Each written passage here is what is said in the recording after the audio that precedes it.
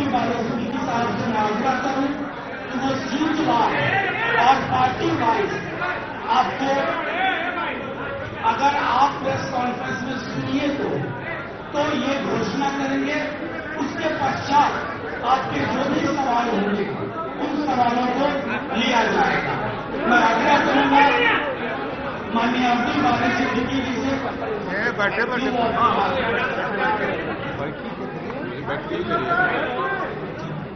सहमति के आधार पर महागठबंधन के जिन घटक दलों को जो सीटें निर्णय लिए गए लड़ने के लिए, उसकी सूची निम्न प्रकार है, मैं पढ़ दे रहा हूं। CPM Khagaria, CPI Begusarai, CPI ML Arrah, Karakat, Nalanda, Indian National Congress अब यहाँ असेंबली बाई इलेक्शन उनका था, या सीट भी वो लड़ेंगे। Indian National Congress Kishanganj, Katihar, Bhagalpur, Muzaffarpur, Samastipur, West Champaran, Patna Sahib, Sasaram, Maharajganj. Rashtriya Janata दल गया, राष्ट्रीय जनता दल गया, नवादा, जहानाबाद, औरंगाबाद, बक्सर, पाटलिपुत्र, मुंगेर, जमुई, बांका, वाल्मीकि नगर, पूर्वी चंपारण, शिवहर, सीतामढ़ी, वैशाली, सारण, सीवान, गोपालगंज, उजियारपुर, दरभंगा, मधुबनी, झंझारपुर, सुपौल, मधेपुरा, पूर्णिया, अररिया, हाजीपुर। बस यही तो पहले दिखा दिया। साथियों, हफ्ते भर, कई हफ्तों की मेहनत के बाद हर पार्टी की इच्छा होती है कि उसका फुटप्रिंट बढ़े, लेकिन बाकी अपने सामने वाले एनडीए के मुकाबले जिन्होंने अलग अलग जिन्होंने घोषणा की, आज पूरा महागठबंधन दल आपके समक्ष है और ये परिणति है एक प्रगतिशील विकल्प देने की, एक जुमले के खिलाफ हकीकत की राजनीति, एक रोजगारोन्मुख जिसकी लंबी लकीर तेजस्वी जी ने खींची है, उस लकीर के इर्द गिर्द एक वैकल्पिक राजनीति राष्ट्रीय स्तर पर भी सुनिश्चित किया जाए। इसकी मैं समझता हूं कि उसके छाप आप इस सीट एलोकेशन में महागठबंधन में देख रहे हैं। अब आपके अगर चुनिंदा 2-3 सवाल हो।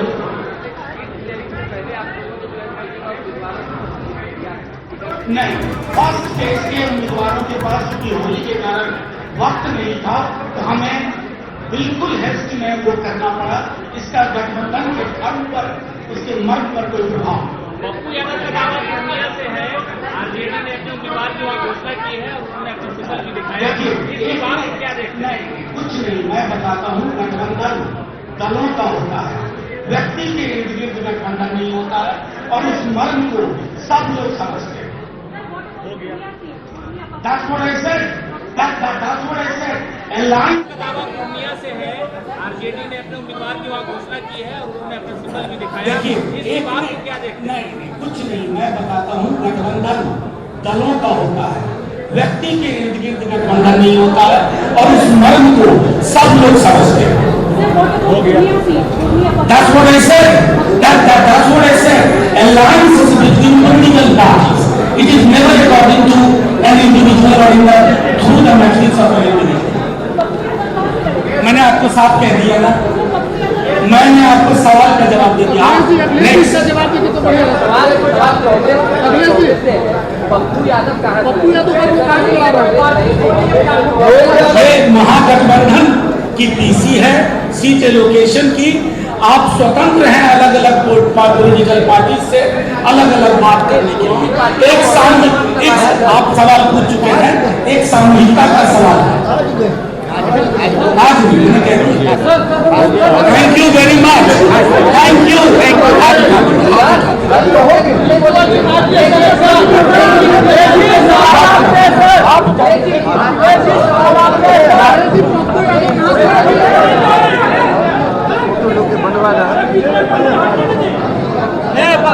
गगन जी लिखवा लाइए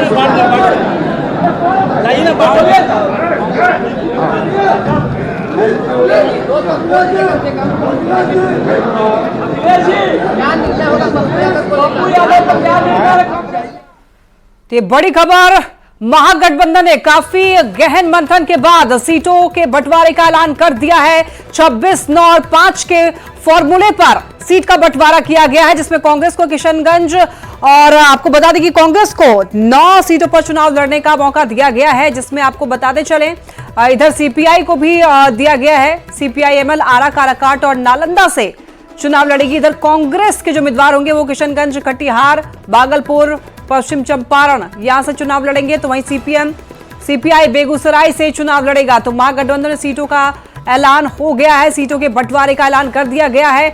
और आपको बता दें 26, 9 और 5 का फॉर्मूला सेट किया गया है महागठबंधन में, जिसमें 26 सीटों पर आरजेडी चुनाव लड़ेगी, तो 9 लोकसभा सीटों पर कांग्रेस को मौका मिलेगा और 5 सीटों पर लेफ्ट की पार्टियां जो है वो चुनाव लड़ेगी।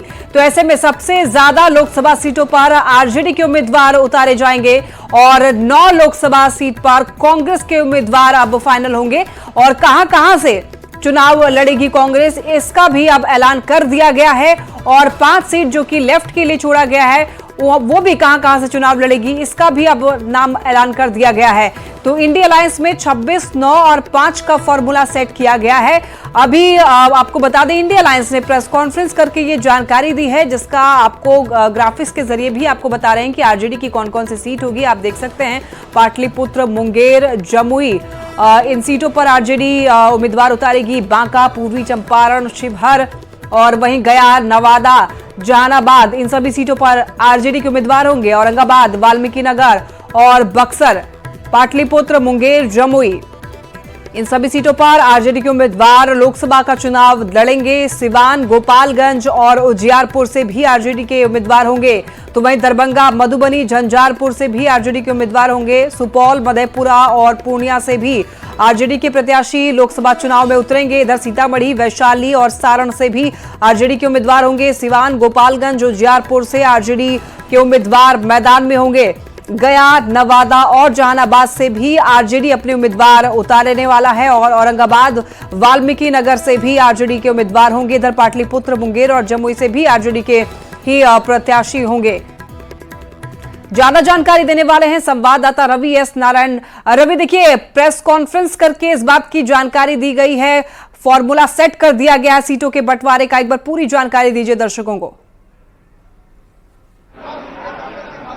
जी बिल्कुल, देखिए यहाँ पे प्रेस कॉन्फ्रेंस, जो ज्वाइंट प्रेस कॉन्फ्रेंस हुआ है, और वहाँ पे एक ढंग से आपने कहूँ तो न्यूज 18 के खबरों पर मोहर लगे है। न्यूज 18 ने कांग्रेस की सीट को लेकर के पिछले दिनों ही तमाम सीटों की घोषणा की थी।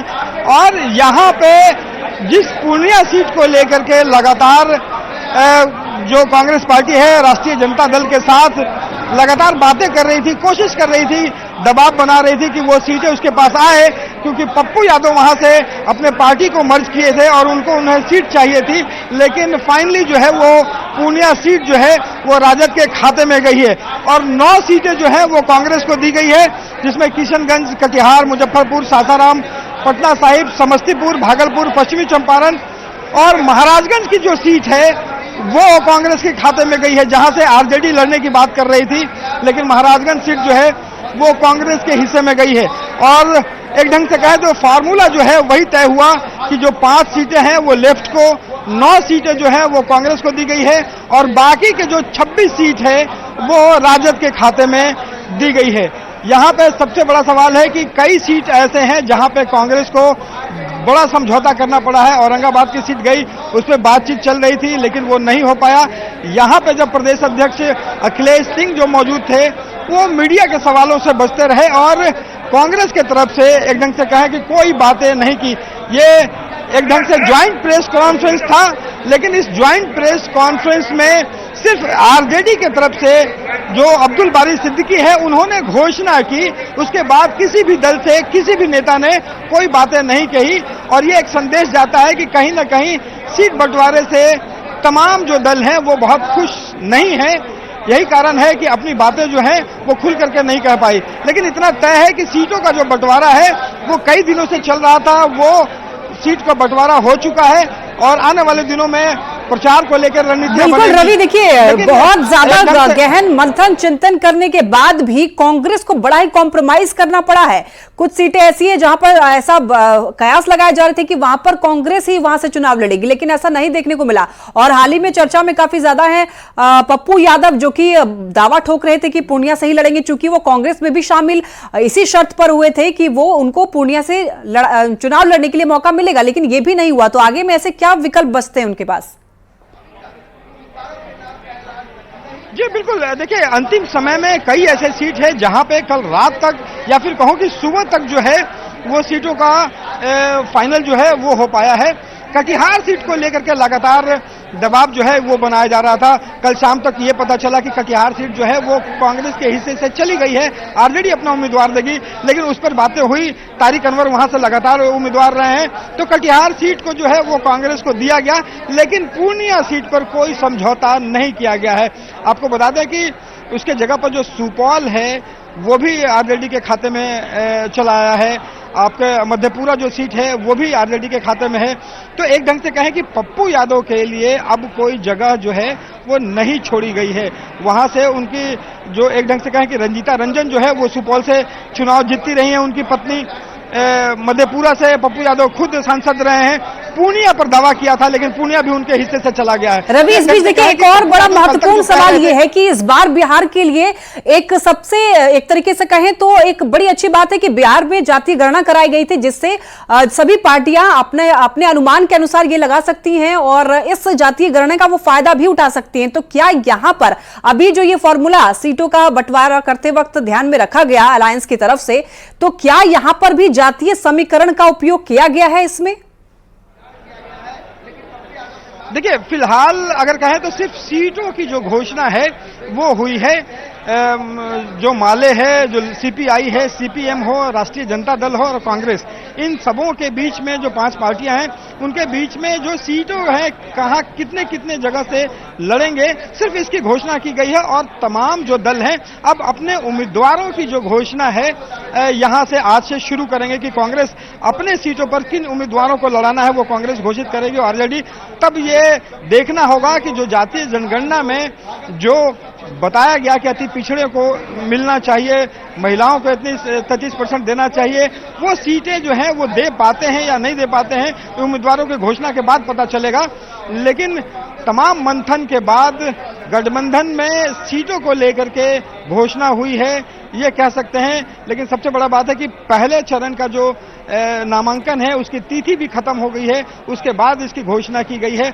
महाराजगंज सीट जो है राष्ट्रीय जनता दल, जहां से वो प्रभुनाथ सिंह के बेटे को सिंबल देने की चर्चा चल रही थी, वो सीट जो है वो कांग्रेस अपने हिस्से में ले पाई है। कांग्रेस के लिए ये सुकून वाली बात है। जी बिल्कुल रवि, इस वक्त आप जहां पर मौजूद है वहां पर नेताओं की भी मौजूदगी है, तो आप बेहतर उनको देख पा रहे होंगे, समझ पा रहे होंगे, आप उनके फेस भी रीड कर पा रहे होंगे। तो सीटों का बंटवारा तो हो गया, लेकिन जहां पर इस वक्त आपकी मौजूदगी है उनके चेहरों को देखकर क्या लग रहा है? वो खुश दिखाई दे रहे हैं?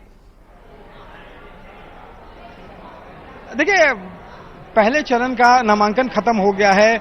जो इनके विपक्ष है एनडीए ने तमाम सीटों की घोषणा नहीं बल्कि उम्मीदवारों की घोषणा कर दी है। गठबंधन में उम्मीदवारों की और सीटों की घोषणा होना बाकी था, थोड़ी लेट लगी। आपको रोकना चाहेंगे रवि, इस वक्त हमारे साथ आरजेडी प्रवक्ता एजाज अहमद जी जुड़ रहे हैं। एजाज जी, स्वागत है आपका न्यूज 18 बिहार झारखंड पर। धन्यवाद। एजाज जी, सीटों का बंटवारा तो हो गया, तो क्या इससे जो घटक दल हैं वो खुश हैं? क्योंकि 26, 9 और 5 का फॉर्मूला सेट किया गया है, क्योंकि डिमांड तो काफी ज्यादा था कांग्रेस का। अभी जो प्रेस वार्ता हुआ उसमें सभी घटक दल के नेता थे, कांग्रेस के, वामपंथी दल के, सीपीआई-एमएल, सीपीआई, सीपीएम, राष्ट्रीय जनता दल के सभी दलों के नेता थे और प्रदेश अध्यक्ष और राज्य सचिव थे। तो ये स्पष्ट रूप से आपको पता चल गया होगा कि जो महागठबंधन है पूरी मजबूती के साथ अपने संकल्पों को लेकर के हम मुद्दों के आधार पर जनता के बीच में जा रहे हैं। मोदी और मुद्दा ये दो चीज है, और मोदी को अब लोगों ने रिजेक्ट कर दिया है, मुद्दे के साथ लोग जुड़ गए हैं। और मुद्दा है जनता और जनता के हित, जनता के सवाल। और सबसे बड़ी बात यह है कि 17 महीने में जो तेजस्वी प्रसाद यादव ने नौकरी और रोजगार को एक नया आयाम दिया और स्पष्ट रूप से बिहार और देश को एक नई राजनीति की दिशा दी, और जिस तरह से लोगों ने जन विश्वास प्रकट किया है वो स्पष्ट रूप से दिख रहा है, ये बताने की आवश्यकता नहीं है। एजाज जी, असित नाथ तिवारी भी हमारे साथ जुड़ रहे हैं, कांग्रेस प्रवक्ता हैं। असित नाथ जी, क्या आप लोग खुश हैं इस सीट बंटवारे के फॉर्मूले से? हाँ, बिल्कुल खुश है और पूरी सहमति से सीटों का बंटवारा हुआ है। सभी सहयोगी दल के साथी वहां मौजूद थे और इंडिया गठबंधन मजबूती से चुनाव लड़ेगा और जीतेगा भी। तो आप लोगों का डिमांड तो ज्यादा था, लेकिन फिर अभी 9 सीट पर ही सिमट गए हैं।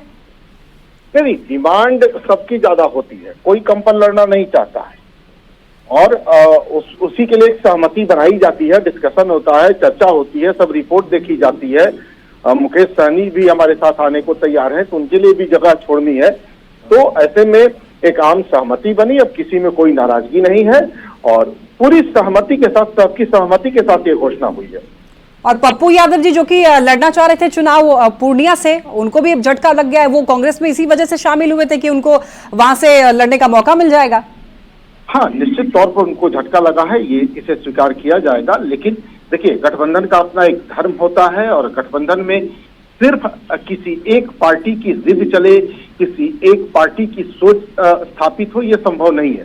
सभी सहयोगी दलों की भावनाओं की कद्र करनी पड़ती है और इसलिए सभी दलों को कहीं ना कहीं छोटी मोटी कुर्बानी देनी ही पड़ती है। हमने भी कहीं कुर्बानी दी, कहीं राजद ने भी दी, कहीं वाम दलों ने भी दी, तो छोटी मोटी कुर्बानियां सबको देनी पड़ती है। तो एजाज जी, लालू यादव से पप्पू यादव की मुलाकात हुई थी, बात हुई थी, तो क्या लालू यादव ने इस बात को बिल्कुल अपने आन पे ले ली कि अब पहले बातचीत हो गई, उनको मधेपुरा से हमने लड़ने के लिए बोल दिया, वो नहीं लड़े तो ठीक है, हमने इधर बीमा भारती को उनको दे दिया सिंबल, और वो भी सिंबल देने के बाद भी किसी को पता नहीं है, 3-4 दिनों के बाद पता लगता है कि उनको सिंबल मिल चुका है।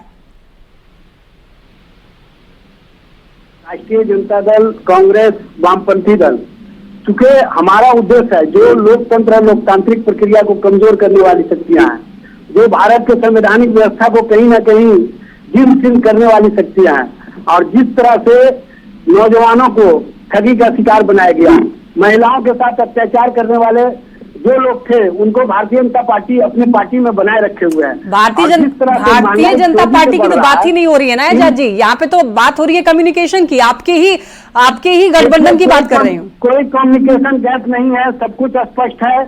हमारे नेता राष्ट्रीय अध्यक्ष श्री लालू प्रसाद जी और नेता प्रतिपक्ष तेजस्वी प्रसाद यादव जी का संकल्प है कि किसी भी स्थिति और परिस्थिति में। ठीक है, हमारे साथ पप्पू यादव जी जुड़ रहे हैं, कांग्रेस नेता है। पप्पू यादव जी, क्या आप ठगा महसूस कर रहे हैं अभी?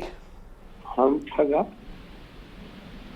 हम दुनिया में सबसे बड़ा सौभाग्यशाली हैं कि देश भर की जनता का हमने दिल भी जीता और आशीर्वाद भी लिया, और आपका भी आशीर्वाद लिया सारे चैनल पे। लेकिन टिकट तो नहीं मिला आपको अभी? किसको? आपको तो कांग्रेस नेतृत्व को न तय करना, हमें कोई सूचना नहीं है। हम राहुल गांधी जी को पीएम बनाने के संकल्प के साथ खड़े हैं और पूर्णिया में कांग्रेस की, सीमांचल में कांग्रेस की झंडा को हम ऊंचा करेंगे और पूर्णिया में कांग्रेस क्या होगा पप्पू यादव जी? अब क्या होगा पूर्णिया का? अब वहाँ पे तो कांग्रेस को पूर्णिया में तो पूर्णिया की जनता तय करती है ना, ये मालिक है, भगवान है। और हमारा जो बड़े मायूस दिख रहे हैं पप्पू यादव जी। हम और मायूस, जनता के रहते हुए मायूस, आप बेफिक्र रहें। पूर्णिया कांग्रेस का है, था, रहेगा। पूर्णिया मेरे दिल में है, दिमाग में है, भगवान है और भगवान से भक्त को कोई बाहर नहीं कर सकता। 4 जून को यहाँ कांग्रेस की जीत होगी, कांग्रेस का झंडा होगा। तो क्या समझे आप, मैदान में उतरेंगे कि नहीं? क्या रणनीति अब आगे आपकी? मैंने आपसे कह दिया ना, 4 जून को यहाँ कांग्रेस और जनता की जीत होगी, भगवान की जीत होगी, तो बेफिक्र है आप। नहीं तो आप क्या चाहते हैं? आपने तो बड़े बड़े डायलॉग्स मारे कि मर जाएंगे लेकिन पूर्णिया नहीं छोड़ेंगे। तो आपको क्या लग रहा है भाई, हम डायलॉग्स नहीं मारते हैं। पप्पू यादव जो कोरोना को नहीं छोड़ा, दुनिया कोरोना से डरी, हम कोरोना को डराए। जो तैरने नहीं जानता हो, बाढ़ में भर गल पानी में हम तैरते रहे, चलते रहे खाना लेके, उसको दुनिया डराएगी और वो दुनिया से डरेगा। जो मौत से नहीं डरता वो दुनिया से डरेगा। आपको लगता अच्छा, है? आपकी बात क्या हुई थी लालू यादव से? आपकी क्या बात हुई थी? उन्होंने जब आपको मधेपुरा सीट से लड़ने के लिए कहा तो? लालू यादव जी पिता के समान है, आज भी है, कल भी से रहेंगे। हम आज भी लगातार प्रयास कर रहे हैं उनसे वार्ता करने की, बात नहीं हो पा रही है। तेजस्वी जी मेरे भाई हैं, हम लोग एक परिवार की तरह काम करेंगे। एनडीए की सरकार होगी, राहुल गांधी जी पीएम होंगे और कोसी सीमांचल में एनडीए गठबंधन को हम जिताएंगे। पूर्णिया में कांग्रेस की झंडा फहराएंगे। अच्छा, एक और बात कि बीमा भारती जी कह रही थी कि पप्पू यादव सलाह कर लें और आ जाएं, साथ में कैंपेनिंग करते हैं, इस पर आपकी क्या राय है? भैया मैं किसी के बारे में कुछ भी नहीं कहता हूँ। सबको अधिकार है जीवन में चलने का। नहीं तो ये मैसेज तो आपके पास पहुंचा होगा ना कि कह रही हैं कि सलाह कर लेते हैं, साथ में कैंपेन करते हैं। मेरे लिए मेरा भगवान जनता है और मेरी आइडियोलॉजी, मेरी विचारधारा कांग्रेस पार्टी के शीर्ष नेता आदरणीय राहुल गांधी, प्रियंका गांधी और सोनिया गांधी। नहीं, अब तो सिर्फ कांग्रेस की तो बात रही नहीं, अब तो ये गठबंधन है ना। तो गठबंधन जैसा आप कह रहे हैं कि गठबंधन की जो मान मर्यादा है उसको फॉलो करना है, तो बीमा भारती जी बुला रही है सलाह करने के लिए। कांग्रेस तो हमको, हमारा नेता तो ऊपर है ना, चाहे उनको करना है ना। मेरे बारे में कोई और तय नहीं कर सकता। सोनिया गांधी जी, राहुल गांधी जी, प्रियंका जी के अलावे, खड़गे जी के अलावे मेरे बारे में और कोई तय नहीं कर सकता। आप बेफिक्र हैं, देश में पीएम बनेंगे राहुल गांधी जी और पूर्णिया में कांग्रेस का झंडा फहरेगा। चलिए ठीक है पप्पू यादव जी, बहुत। आप जिस व्यक्ति से असित नाथ जी हमारे साथ जुड़े हुए हैं। असित नाथ जी, तो देखिए कांग्रेस भले ही अब 9 सीट पर चुनाव लड़ रही है, लेकिन जिस तरीके से अभी पप्पू यादव से बात हुई, उनकी आवाज ये बता रही है कि वो खुश तो नहीं है। बीमा भारती को लेकर के भी जब सवाल पूछा गया तो काफी उदास दिखे और सीधा आला कमान तक पहुंच गए, लेकिन कैंपेनिंग को लेकर के भी उन्होंने नकार दिया है। देखिए, कोई आदमी जो 5 बार सांसद रहा हो और लगातार मेहनत की हो क्षेत्र में और ऐन चुनाव के समय उसे टिकट न मिले तो वो दुखी होगा। पप्पू यादव जी का दुखी होना बिल्कुल तो वही तो बात है कि दुखी है तो कमी कहाँ रहेगी? बातचीत में तो कमी रही, तभी तो बोल रही है कम्युनिकेशन गैप। नहीं, सुनिए, लेकिन ये कोई पहले आदमी नहीं है राजनीति में जो दुखी है। बक्सर को टिकट नहीं मिला तो क्या वो खुश होंगे? खुश तो वो भी नहीं होंगे। राजनीति में ये होता रहता है। कई बार गठबंधन की वजह से कई लोगों को, बड़े नेताओं को सीटों को की कुर्बानी देनी पड़ी है। तो निश्चित तौर पर उनके लिए व्यक्तिगत तौर पर ये दुख का विषय है, लेकिन व्यक्ति से बड़ी होती है पार्टी और पार्टी से बड़ा होता है देश। पार्टी का निर्णय पार्टी के एक एक कार्यकर्ता को मानना पड़ता है। जो भी अनुशासित कार्यकर्ता है वो उसे मानता है और पार्टी के निर्णय का स्वागत करता है। लेकिन ये भी तो बात है कि किस मोटिव से जुड़ रहे हैं, किस पार्टी से। वो कांग्रेस में आई इसी शर्त के साथ कि उनको पूर्णिया से लड़ने का मौका मिलेगा, वरना वो तो ठीक थे। उनको मधेपुरा से लड़ने के लिए कहा भी जा रहा था।